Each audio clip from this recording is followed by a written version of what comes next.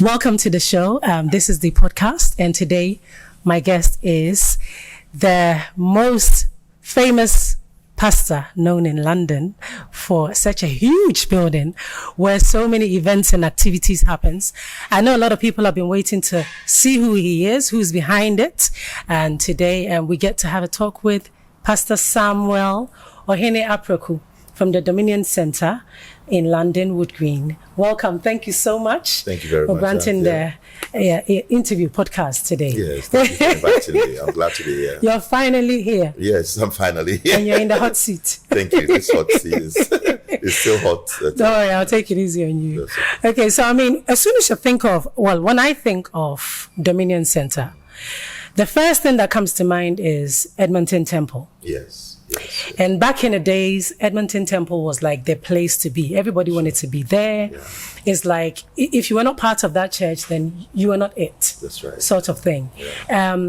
I'm sure it's been a long journey, and there's a lot, to share in regards to that. Yes. How many years ago was that for the Edmonton Temple? Edmonton Temple, we started off in 1989. Woo. 89, 90. Oh, okay. But just to give you a background, I am not the founder of Edmonton Temple. Ah, okay. I'm not a founder of Universal Apraku Ministries. Right. The name is Dr. S.K. Boafo. Okay. So I joined the ministry in 88. And we used to worship at a church in Chalk Farm. It was this old, I would say, Church of England building. So we used to go there in the afternoons. Was that where Edmonton Temple was held? No, Edmonton Temple came to Edmonton Temple, where we moved to Edmonton. Okay. So we found a place in Edmonton. So we called the place Edmonton Temple. Oh. But I joined them late, like the 88, 89, when we were just about to move out from the place. That's when I joined the church. So I think my question is, I've been wondering, is Dominion Centre Edmonton Temple name changed to Dominion Centre? Exactly. Oh. So when the founder left in 1992, and left the church for me to continue with my wife. So we continued from 1992 as Edmonton Temple. That time we're at Edmonton Temple. Okay. So we moved to Dominion Centre later on, and we changed the name because obviously we moved from Edmonton to Wood Green. Okay. And so the Lord led on my heart to name it Dominion Centre. Dominion Centre. So we couldn't have just keep... Because obviously it's a different location, exactly. so you can't keep it as Edmonton Temple. Kept the name, so... Yeah. Okay. So Dominion Centre, the building itself kind of describe the name of the church, doesn't it? Yeah. Because it's such a huge, old, antique cinema sort of building. I mean, how did you come about purchasing that building? Yeah, it's a long story. Very, very... It's a miraculous story, I would say. In 1998, we decided to move out from Edmonton because the place had become smaller for us. So we're looking for a place and looking around. So we found this building. In fact, we looked at few buildings. So later on, we found this huge building at Wood Green, and that was 98. And it was a huge price. It was very, very high. So we couldn't afford to purchase it at that time. Okay. So we lost it. We had some deposit. We lost that one. That I don't want to talk about it. So you actually paid some money into that same building. Yeah. And you lost it. But I don't want to talk about that That's much. fine. That's fine. So we lost people. We lost the building. We lost some money. That was 99. And later on, 2003, one of my members told me that, this building is still standing. Before that, we had prayed. We'd gone there to pray over the building. Believers, we just want to claim it. So, we took possession of that building. We made some serious confessions to say that nobody could use this building except us. So, it was a strong prayer, and we believe that as well. But we went through a challenge as a church from 1999 to 2003. It was very challenging. We lost few members because they said, you said you were taking us. It's like you're taking us to the promised land, and then it's along the line. So but the Lord was faithful. One day, one of my leaders drove past the place and came and spoke to me and told me that the place is still available, it's boarded. It was boarded at that time, and nobody was in there. So I said, well, that actually started the conversation again. Was it in operation at the time? At that time, I think it was an entertainment company who had bought that property, and they couldn't use it. For some reason, it was abandoned somehow. They were not using it, and they wanted to sell it. And the price was still up. Well, before, they were still like £950,000 plus VAT at that time. Earlier on, we couldn't afford. £950,000 pounds at that time. At that time. That was 1998, 99. And then when we went for it, it had gone to like 1.3 plus VAT. Can you imagine? So, but the Lord was so faithful to the church. People just came in giving. Members were remortgaging their properties without any compulsion. Nobody forced them. They just believed in a vision. So when we came back again and told them that, look, this property is still available, let's go for it. Everybody just jumped. Everybody was happy. So we all gathered together. We, so people started bringing monies and all that. It was fantastic. But there was still a challenge because other churches were looking for the property. Churches who were larger in numbers than us at that time were looking for the property. I don't want to mention names. So they were bidding higher than us. So I remember one day we had made the offer already, they've accepted, and then, somehow accepted. Then they called me when I was waiting for our accountant to come to say that, look, you've gotten it, just to complete. They came and said that, another person was also challenging. Okay. I don't know how legally that was what the right. I wasn't too sure. Had you laid down some money already at that time? We had gone through the process for a while. I'm not too sure how it was, but somehow they've told us that yes, you can have it. So we're happy going for it. Then they said, "Oh, if you could add another £100,000." Oh dear me! I was sitting in the living room, and did that almost put you off? Oh yes, but the Lord told me, just say yes. You still want it. You can add £100,000. I'm intrigued because at that time, I assume the church wasn't as big. It wasn't as big, yes. The numbers might have been quite small then. Yeah. So what was your motivation to want to purchase such a big building? I believed that God could fill up the place. God also told me what he wanted to use the ministry for. Right. And so I knew that there was something in there that building could do for the body of Christ. Okay.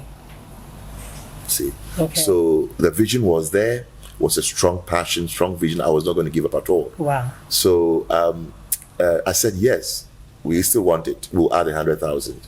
I didn't know where the money was going to come from. And when I came back to church, I told them people just started again. So all of us put our hands on the plow there, and it happened. So we got the property 2003, but we moved in the 2004. Oh, within a space of a year? Yeah. Was everything done inside, or you had to refurbish all of that? No, we had to raise like £1 million to refurbish the first place. You're mentioning these figures like it's nothing. Exactly. It was just, God was so good. What happened was when we said yes to the property and also we agreed to them, we had to go through the planning permission stage. And it was great, and it still is, grade 2-star listed building. Wow. So a lot of restrictions as to what to do. Even the light bulbs, whatever, you need permission for them. Okay. And so we had to do the first phase. We got a surveyor to come and to give us an estimate and all that. And it was just because how I wanted it to be, I wanted it to be a very nice place that when you walk in there, it's very nice. Yeah, so the first phase was underneath the balcony. Okay. So as soon as that happened, we went to the bank again, and they did a revaluation of the property, and it has gone up, shot up like 1.75 at the time when the plan permission. So we had some monies in there. Okay. Too. So I think there was, I can't remember how much, but we had some money in there to to refinance it so that we can use that money to refurbish the property. Okay. So that's what happened. I was going to ask you, what's the seating capacity of that building? It's about 2,200. Wow. Yeah. Because I know that over the years it has become very popular. It's like Dominion Center is used for so many events, Yes. be it secular, be it Christian. Like it's such a, everybody uses the place from home to abroad. And I think in 2017, B.B. Winans of the Winans family had his 60th birthday concert in the building. And not just him. You've had Donnie McClurkin come through. You've had Juanita Bynum. You've had, so many as well. who has been there. CC Winans. A whole lot. There's been so much going on in there. How do you feel as an African man living in the United Kingdom, where we all know things are not that easy, owning such a building? How do you feel being a pace setter? For me, it's just by the grace of God, maybe somebody would say. But certainly it's just the grace of God. The Bible says, except the Lord builds the house, the builders, they build, but they build in vain. Except the watchman watches over the city. Those that watch, they watch in vain. I would say is a lot. It's a lot doing. Somebody may say it's a cliche. Well, I mean, I was about to say, well, not it is the Lord's doing. Everything is the Lord's doing. But I was about to say some way, somehow. Yeah. There must be a feeling. There must be a feeling in knowing that you have sort of stood out amongst the African, the Africans living in the diaspora. Really? Who, well, I believe so. I believe so. I mean, and I think the same goes for a lot of people. If you ask, a few people, they'll probably say the same thing. Because it's such a big deal. And today we get to meet you. It's thank you very much. It's just that I think you have to know that in this, I as a pastor, as a church leader, you have to be sometimes play it low and let the Lord just take the glory. I would say. A few times I have people coming to me to say that I should pray for them. For God to bless them, will grace them, so that they can be able to purchase. Yeah, but I said to them, look, I mean, for me, for years, I couldn't get my head around the whole thing because I couldn't believe that we got. You actually did it. Yeah. Oh yeah, it was something that I said to myself, wow. So during the opening, people were crying and all that, but I said to myself, the Lord, you see, it's having that belief in God, have belief in the vision, hear from God. We didn't just jump for it just now. We heard God, and the place is being used by all kinds of activities because it's all part of the requirements. I mean, for planning permission, you can't just use for only church. So people rent the place for other activities. We have to be very careful though. So people come for events, and sometimes become a bit tricky. Because in what sense? They see the place as a church building.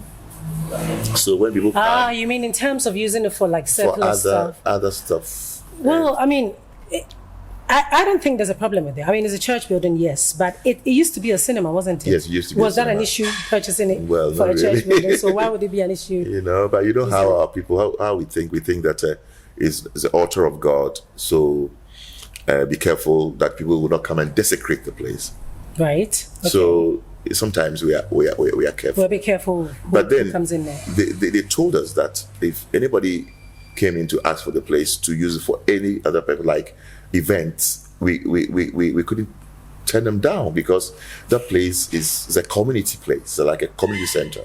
Though it's yours, you have to be flexible and allow people to come in and use that place for that. That is part of what the planning permission requires us to do. Right, okay. So it's not very like difficult. You're just doing it because. Yeah. I mean, what about the bills? I mean, the bills needs to be paid. Oh, the bills need to be paid. The mortgage needs to be paid. Exactly. We pay a hefty mortgage every month. Taking care of the place, the electricity and all that is very huge. You can tell now. Yeah, I can imagine. You know the place. I mean, the air conditioning of the place to get the place moving is huge. I mean, before we were supposed to spend like $500,000 or $750,000 to get the whole building running. Powered. Yeah, powered with air conditioning and heating and all that. Wow. The system that is in the place, if it is changing, and it requires a lot of money. So we spend a lot of money. That building is... I mean, the building is huge. You go in there and you have the different halls. You've got the main auditorium. You've got Queen's... we have Queen Suite and not King Suite. And offices within and as offices, well. And then we'll have the place for the children block behind. We have the basement that I've never even been to some of the places in the building. There's a basement down there? There's a whole sort of... What's the basement supposed to be used for? It was there. It was, I don't know what they were using the place for, but it was so rooms, like changing rooms for them when they were using the place before. So there are rooms down there that they, and yeah, it's quite... Do you have any plans for the basement? Oh yeah, we're going to use it for youth activities. Okay. So we're going to plan to section places, do the map and then use them, it's a long-term project. But for now, we have plenty of places to use now, so we don't bother ourselves using the basement. But, there are places, the roofing and all that. It's quite a huge place.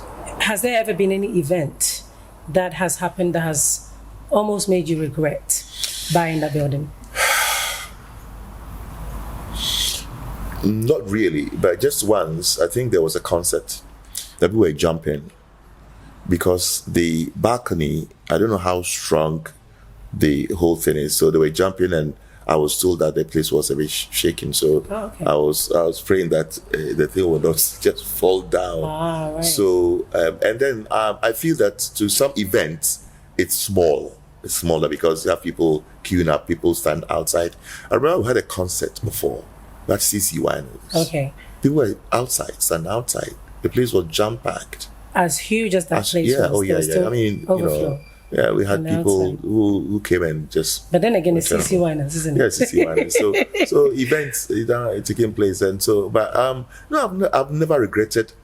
I think I enjoy the place being used. Yeah. Although they pay some money, but... and I'm sure huge amounts of money. Yeah. But I'm happy. Is it? It's not cheap. It's not cheap to rent. No, it's not cheap. We don't mention figures, but yet still is booked every weekend. Most. I mean, I've had the opportunity to be around the Center, and I know it's booked every weekend. Almost. It's like every month, especially during the summer times. And that goes to also show that people have money. Well, they must have money. Yeah. Because if they didn't, they couldn't be coming into such a place to, rent for big programs and stuff like that. Yeah, well, no, people want to spend when they want to spend because they feel that these activities are good for them. They know what they're doing, so we're there and they come in, they can use the place. Sometimes overbooked, so people... Wow. Oh, yeah, I mean... So you have like backlog of people waiting. Yeah, people will come in, so it's already rented and you go elsewhere. Wow. Yeah. Do you have any plans in purchasing any other such buildings in London? Not for now. I think I'll wait till we finish paying off this. Okay. There's still a little bit a bit on it. And also you realize that walking or driving past in front of the building, you wouldn't know. You wouldn't. Yeah, that's it. Yeah, you wouldn't know. Inside. Yeah. And so it's how UK is and London is. So it's when you get in that you see the actual building. Yeah.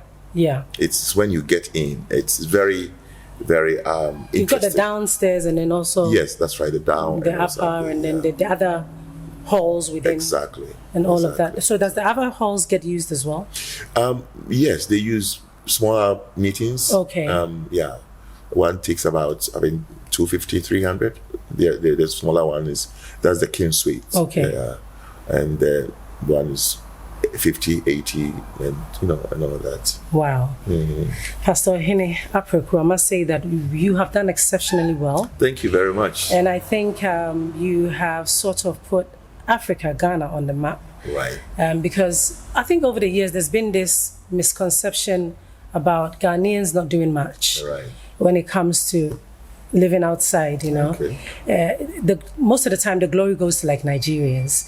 And there's nothing wrong with that. Yes, really? they do well and all of that. But to have set that pace for other people to even want that invitation. I think you've done exceptionally well. And yeah, we thank God. And we're asking people to come if they want to use a place. And all that. Definitely. So how did they go about it? Like online? Or no, you go online also. You can call. The numbers are there. And then they will book you in. You come and have a look and all that. And that's fine for you. Yeah. Okay. Yeah. Well, thank you so much for giving me your very busy time. All right. I really appreciate it. Yeah. Thank you so Thanks much. for inviting me. And, You're coming again? You're doing a good job. Oh, that's good. We'll come. You're coming again? And the next time is going to be hotter? Yeah, it's hotter. Because I know you don't like the I'm cameras. sweating now. I know you don't like the cameras. I had to literally pull. Well, I'll try. Here. I'll try. And it's okay. You've made me relaxed, actually. Okay, and that's I hope good it's to recorded nicely. Because I was looking that side anyway. Probably wanted to look at this side. No, they know what they're doing. I'm rest assured. Let me. Can I clear this? You're doing a fantastic job. Yeah. Okay, well, if you're wiping your face, then I might as well get touch up on my makeup. I'm joking. No, that's it. You're cool. You're used to this. You think so? Okay. No. There's no sweat on your face at all. Thank you so much. I think I would like to encourage you what you're doing. Thank you. And you're doing a fantastic job. I think you are into media a lot and you have a passion for it. Yes. So what I would encourage you to do is to get these messages out a lot, let people know what is happening. Yeah. And also more of the gospel as well, if possible. Just go out there, maybe travel, go to places, record, what people are doing. Definitely. People are doing a good job and all that. So we don't want to talk about it because people don't want to know who is They'll be like this you. They like to hide. Well, I mean, I try until I go and fish them out. I don't want people. this is not false humility, but it's me. Yeah. I think people know of the church more than maybe they know me. Yeah. Personally, and that's fine. So long as they will know, again, Christ more than me. I appreciate that. Please, it's not. I'm not trying to be, but that is me. And I think you need to go and get it out because some people, the people need to know what is happening. They need to know who is behind what. Yes. It's an encouragement to others who are coming up. Definitely. And that's the mission of the exactly. It's encouragement. People will see that and they will say that, well, if God could use this person or if somebody can avail himself or herself for God to use him to do such a thing, then it's also possible. For me. See, I'm empowered by you. One day I hope to own a media house as big as the size you can do better than me. I always pray that people Center. get better than me. They do better than me. They get richer than me. They get more, being used by God more than me, more anointed more than me. And the same goes to you. Receive that. Thank you. Thank you so much, Pastor Sam. Thank you for coming. I really appreciate this. Thanks for inviting me today. Thank you for watching, and you will be seeing us again very soon. Thank you.